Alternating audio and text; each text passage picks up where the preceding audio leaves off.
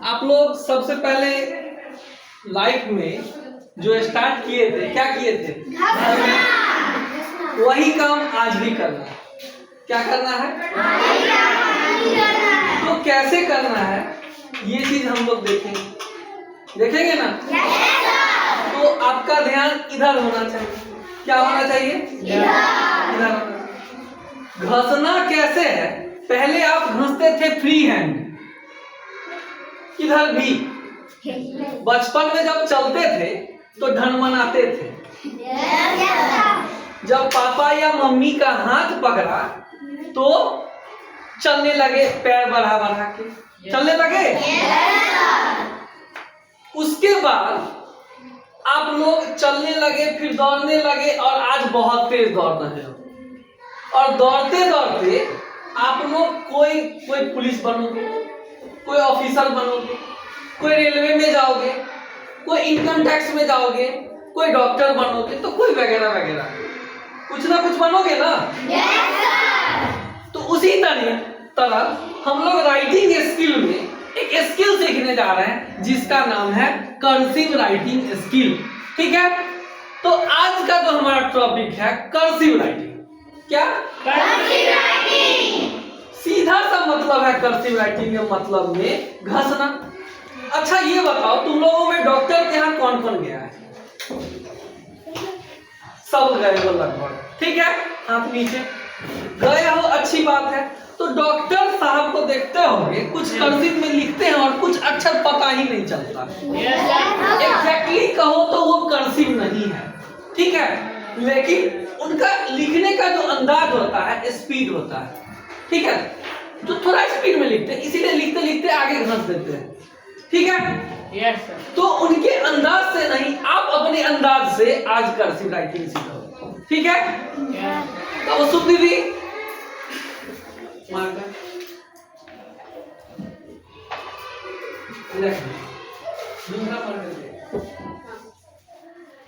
आज जो हमारा अंदाज होगा कर्सिव राइटिंग में फ्री हैंड।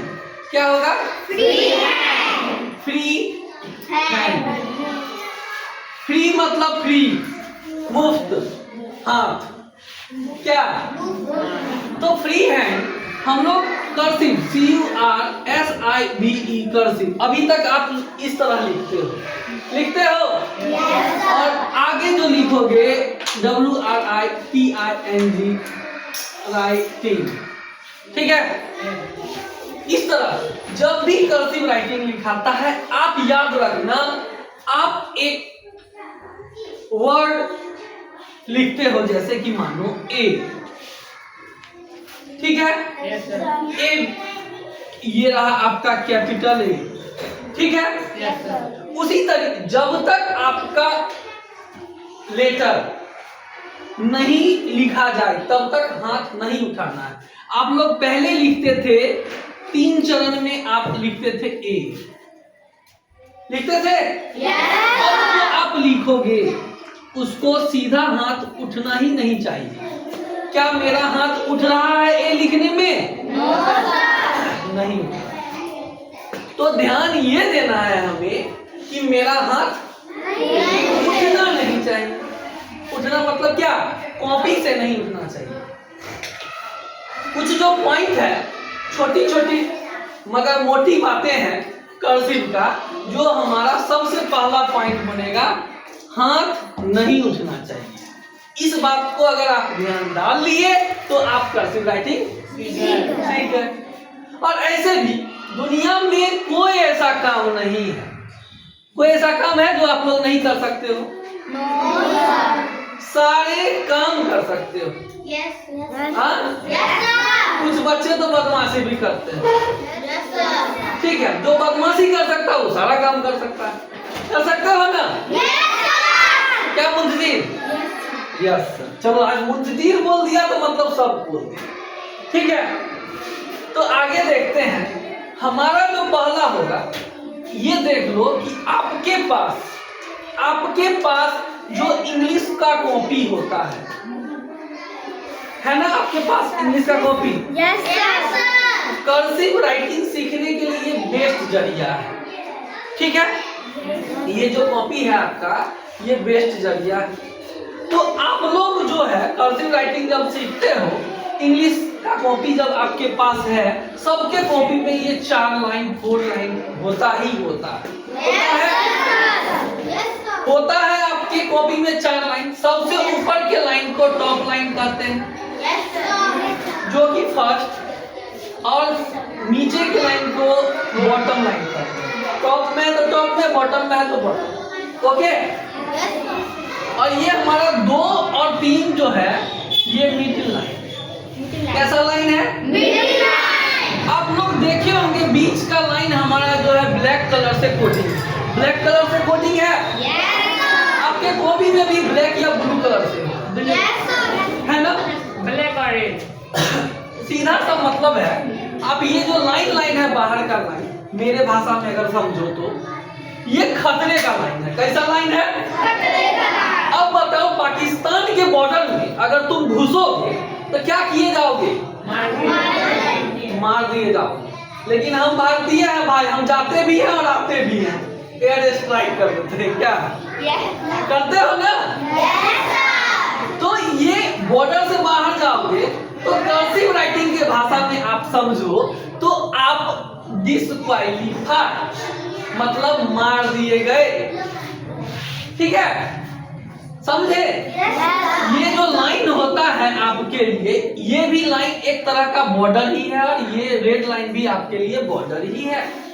जो लेटर आप लिखते हो, या फिर इसी दोनों लाइन में लिखना, या फिर 3 लाइन में लिखना, या फिर 4 लाइन में लिखना, आप ध्यान दोगे कि आपका राइटिंग स्किल कहां से कहां तक जाता है।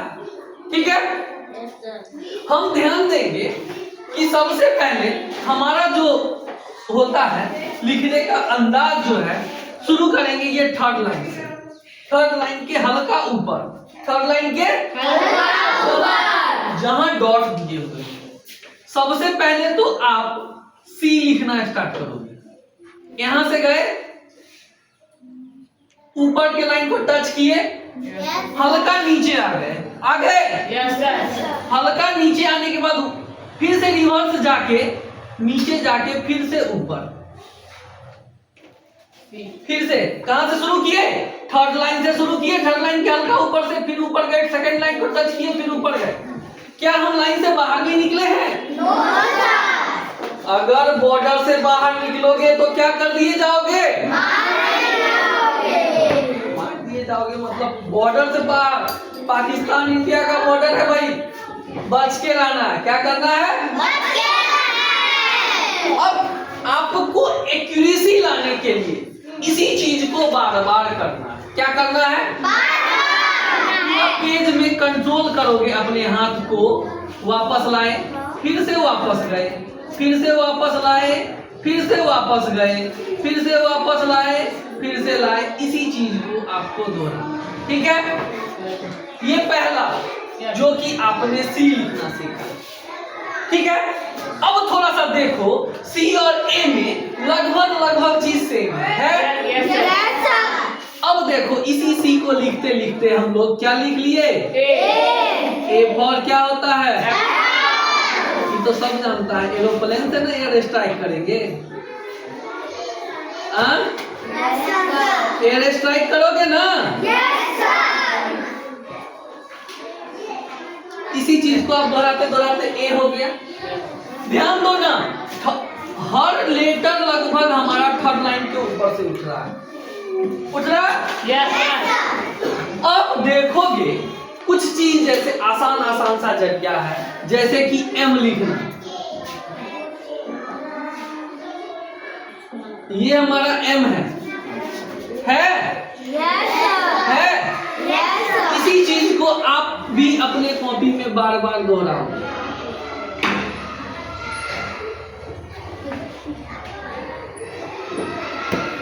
इसको एक्यूरेसी के साथ लिखोगे, न लाइन से बाहर जाना चाहिए, न अंदर छूटना चाहिए।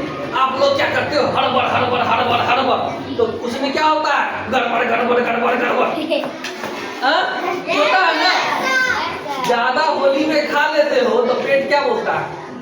गुड़ गुड़ गुड़ गुड़ गुड़ गुड़ गुड़ गुड़ गुड़ गुड़ गुड़ गुड़ गुड़, मतलब क्या? गड़बड़ गड़बड़ गड़बड़ गड़बड़ गड़बड़। यही होता है ना।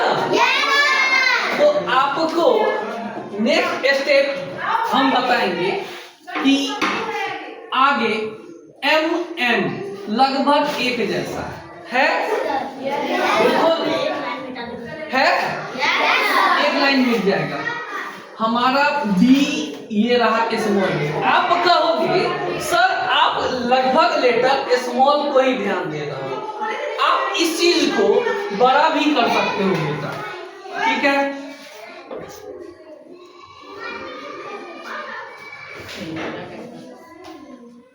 ठीक है, ठीक है। लेकिन ये जो हम लोग लिखेंगे ये सेकेंड और थर्ड के लाइन में स्मॉल है। आप देखोगे कैपिटल लेटर ही हमारा लगभग फर्स्ट सेकेंड और थर्ड लाइन में जाता है, ठीक है। ये जो हमारा आज का जो सेशन कर लो, क्लास कर लो, जो भी कर लो, आज की मस्ती क्लास कर लो, जो भी करना कर लो, आज जो हमारा जो रहेगा इसी चीज पर डिपेंडेंट रहेगा